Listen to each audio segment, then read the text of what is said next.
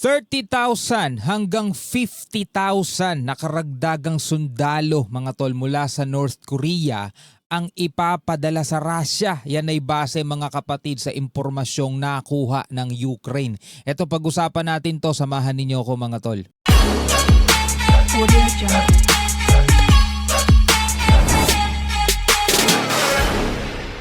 Alright, magandang araw sa inyong lahat. Welcome ulit sa ating bagong video, reaction, review, commentary, opinion, criticism at kung ano-ano pa. Bago natin to simulan, syempre baka bago ka pa lamang dito sa ating YouTube channel, huwag mong kalimutan mag-subscribe. Click mo na rin ang notification bell para ma-notify ka whenever na may mga bago tayong reaction video tulad nito.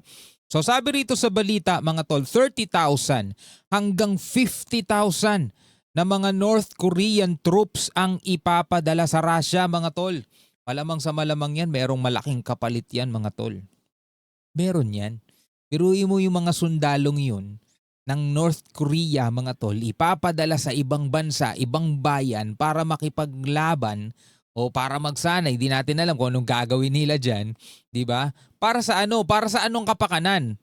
Diba? Para sa kapakanan ng Russia. Pero syempre, merong kapalit yan kay Kim. Diba? Ang pambayad ni Kim doon sa magiging kapalit ng Russia o ibibigay ng Russia sa kanilang bansa, ang kapalit nun, ang pambayad niya is mga sundalo. Siyempre, itong mga sundalo, first time nilang makakalabas ng bansa nila, no? Talagang ano yan, yehey! No, pero mga kapatid, ano ang magiging dulot nito sa Ukraine? Yan ang ating aalamin ngayon. So samahan ninyo ako, panoorin natin itong balita. Base sa impormasyong nakuha ng Ukraine, tinatayang nasa 30,000 hanggang 50,000 na karagdagang sundalo ng North Korea ang ipapadala sa Russia. Marami-rami yun ah. Ayon kay Ukrainian President Volodymyr Zelensky, makakakuha ang mga North Korean troops ng karanasan sa modern warfare sa pakikipaglaban kasama ng Russia. Etong mga North Korean troops, mga tol, is talagang sinanay sila doon sa loob ng bansa nila. Hindi ko alam kung nakalabas na ba ng bansa to o ngayon pa lang kung first time nila, no? Pero dito makakakuha talaga sila ng karanasan o experience sa modern warfare. Yun nga lang kung makakabalik pa sila kasi syempre kasabay nung experience nila is magiging actual na labanan na ang makakalaban nila is isang mga sundalo din na sanay sa modernong labanan. Tinatayang nasa 20,000 North Korean combat troops at military engineers na ang naunang ipinadala sa Kursk region.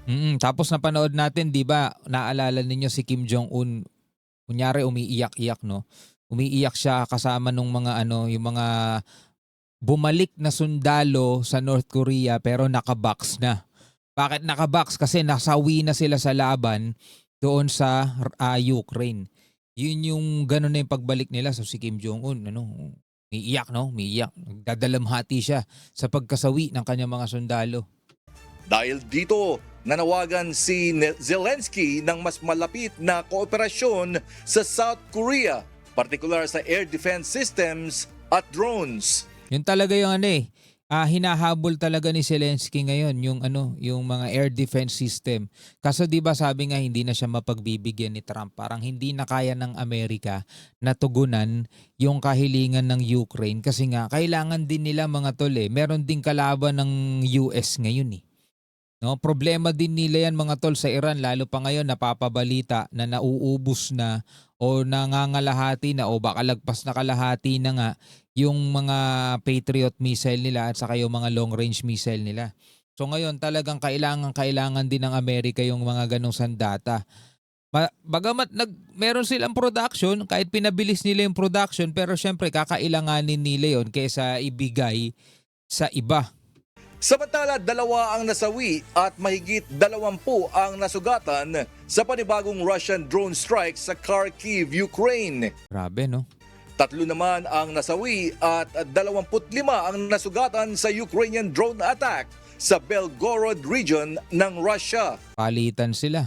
Iginiit ni Zelensky na kailangan ng Ukraine ng mas maraming air defense at mas matinding pressure at sanctions laban sa Russia. Actually, tinutulungan na nga ang Ukraine ng ibang mga bansa, 'di ba? NATO, Amerika tumutulong na rin diyan dati pa nung panahon pa ni Biden. Pero sa ngayon kasi, dati kasi nung tumutulong si Biden, walang active na one-on-one na kalaban ng ang Amerika. Ngayon meron sa panahon ni Trump mga tol, which is ang Iran nga ang kalaban nila, no.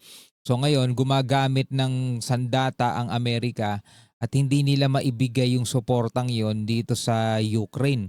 Dahil kung ibibigay nila yung suportang sa Ukraine, malaki rin ang kabawasan nun sa kanilang mga imbak. Bagaman sinasabi ni US President Donald Trump na marami silang imbak, lock and loaded sila at sila ang pinakamalakas na sandatahan sa buong mundo. Pagpalagay na nga nating tama sila. Pero malakas din kasi yung kalaban nila, di ba? Lakas din ng Iran, mga tol. Kahit sila mismo nagugulat itong Amerika, nagugulat sila kasi akala nila depleted na, akala nila wala nang sandata Iran, wala nang kakayanan, pero nagugulat sila, kaya pa rin magpakawala ng Iran ng napakaraming missile, no? Tinatamaan pa rin yung kanilang mga base militar sa mga Gulf region At sinasabi ni Trump na bubuksan nila itong Strait of Hormuz, pero nakokontrol pa rin ng Iran Pero mo kung walang kakayanan, kung walang sandatahan ng Iran, paano pa nila nakokontrol itong Strait of Hormuz? Kaya pa rin nila Diba? Nakokontrol pa rin nila Kaya hindi gustuhin man ni Trump na tumulong sa Ukraine, hindi siya makatulong sa Ukraine kasi kakailanganin talaga nila ng ng puwersa din Etong Russia naman, magpapadala ng 30 hanggang 50,000 North Korean troops. No? Ano rin to mga tol, pwedeng kumbaga ground invasion, ang daming sundalo ng Russia. Kaugnay na nagpapatuloy na digmaan. Вони не можуть воювати без добавок. For the first time, they cannot wage war without reinforcements from North Korea.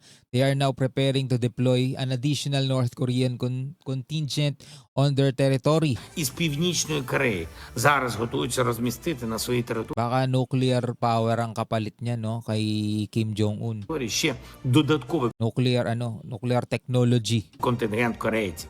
Отримали They have received, just imagine, additional ballistic missiles from North Korea. Everyone around the world must understand what this means.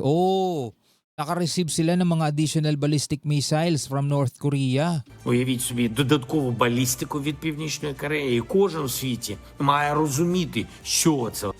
At kailangan daw maintindihan yan ng iba't ibang mga bahagi ng mundo kung anong ibig sabihin niya. Hindi man direktang kasali ang North Korea dito sa gera ng Russia at Ukraine.